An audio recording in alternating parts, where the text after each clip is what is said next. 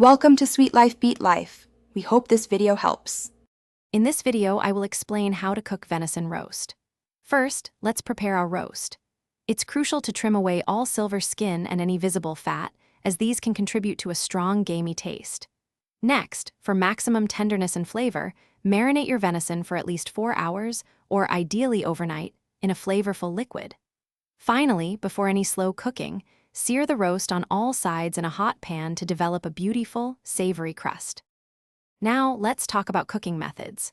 A popular choice is slow roasting in your oven at a gentle 275 degrees Fahrenheit. This allows the meat to slowly become incredibly tender. Another fantastic option is using a slow cooker or a sturdy Dutch oven, which are perfect for braising. The consistent, low heat from these methods ensures your venison roast will be wonderfully succulent and never dry, making it a truly enjoyable meal. Achieving the perfect doneness is vital for venison. Always use a meat thermometer. For a delicious medium rare, aim for an internal temperature between 130 and 135 degrees Fahrenheit. If you prefer medium, target 135 to 140 degrees Fahrenheit. Once cooked, the most important step is to let your roast rest for at least 15 to 20 minutes.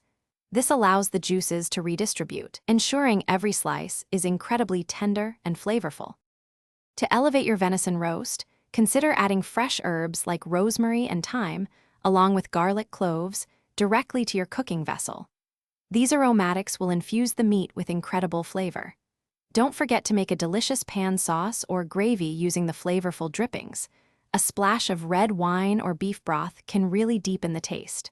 Finally, slice your perfectly cooked venison thinly and serve it with your favorite side dishes, perhaps some roasted vegetables or creamy mashed potatoes. Thanks for watching.